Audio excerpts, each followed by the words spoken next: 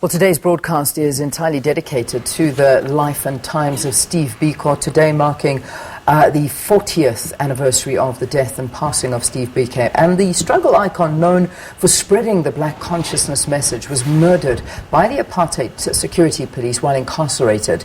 Steve Biko was severely beaten. He was tortured and humiliated while interrogated for 22 hours by the police and had died in hospital in Pretoria. According to his autopsy, he had extensive brain injury, among other complications. Well, joining us now on the program is Tendai Mafuma. She's an advisor from Section 27, that's a social justice organization, to talk to us about an inquest into the death of Steve Biko. It's so good to have you here on the program, and welcome to Morning Live. Thank you for having me, Liam. Good. Now, okay, talk to us in layman's terms what an inquest is and what it actually entails. I think many of us have become a lot more enlightened after what we've been seeing happening with the inquest into Ahmed Timol's death now. Yeah. So basically, inquests are done in line with the Inquest Act of South Africa that was passed in Inquest Act 58. And what that act says that if there has been a death that has been caused by other than natural causes, there must be an investigation to find out what the cause of death was. And the result of those investigations must lead to two things, one of two things. One is either that it goes to prosecution, or if the public prosecutor does not take the matter on criminal proceedings, then it can go to inquest, which is basically a legal determination of the cause of death.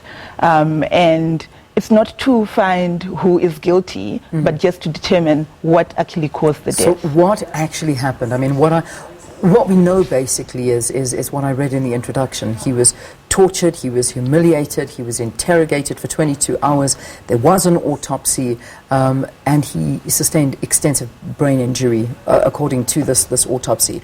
But the details of what happened that night, and that is really what the inquest will be there to try and prove, is it not? Absolutely, because that is what everyone in South Africa knows, right? Yeah. This is what we've been told. And I think that is why inquests are very important, because an inquest was done after he died in 1977.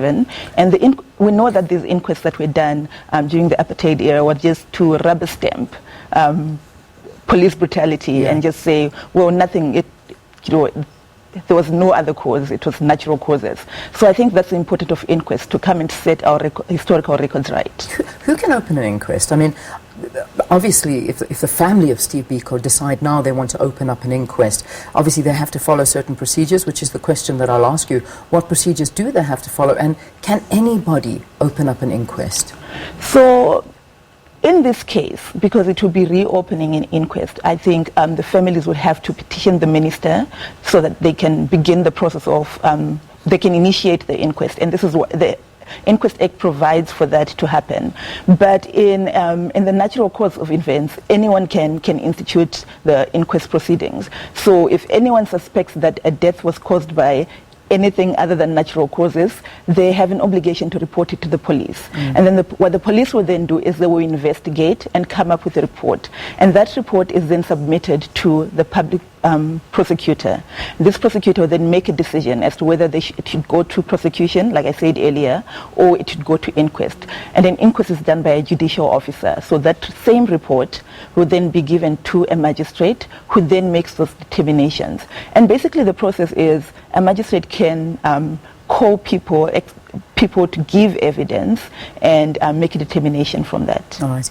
When you're doing an inquest, would the body of Steve Biko have to be exhumed, or would you rely on the evidence and the autopsies that have already been done and records that exist?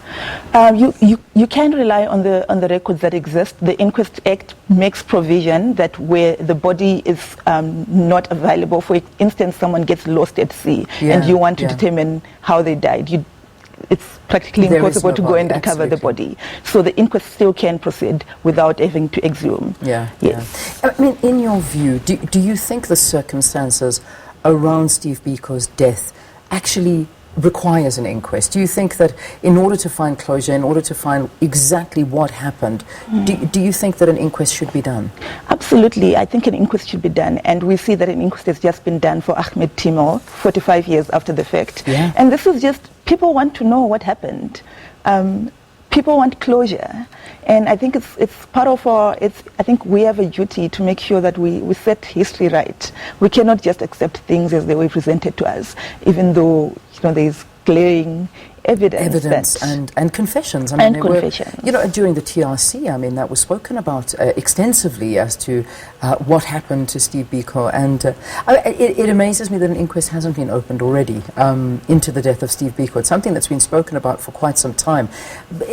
In your knowledge at all, and I'm just throwing it out at you. I mean, have you heard of anybody that wants to open an inquest into Steve Biko's death?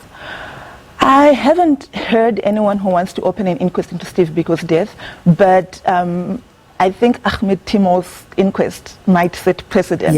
And I think that's what's so important about what's happening at what happened at the Ahmed Timol inquest, because it's the precedent that's being set there.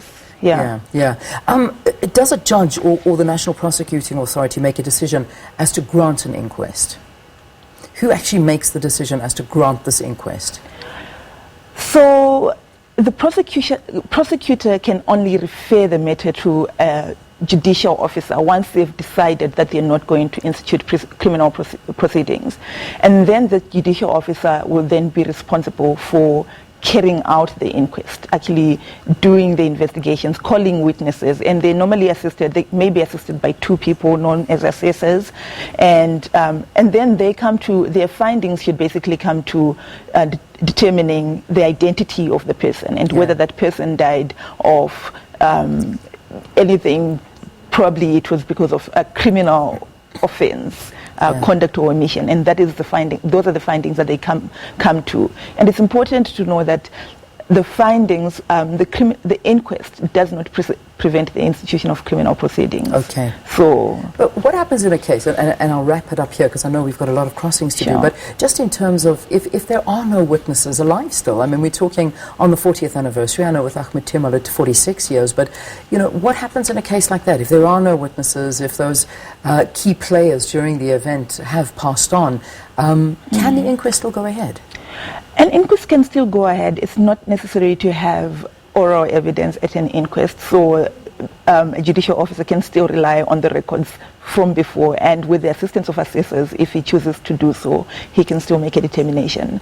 So there is no technical bar to having an inquest. Let's leave it there for this morning, but thank you so much for talking to us and enlightening us on how these inquests work and the possibility of opening up an inquest 40 years after the death of Steve Biko, but it's something that the family would need to look into if they are interested in having it. Tendai Mafuma is a lawyer from Section 27, a social justice organization, talking to us about inquests. All right, let's take a break here on the program. After this, we're crossing to the Eastern Cape. Do stay tuned.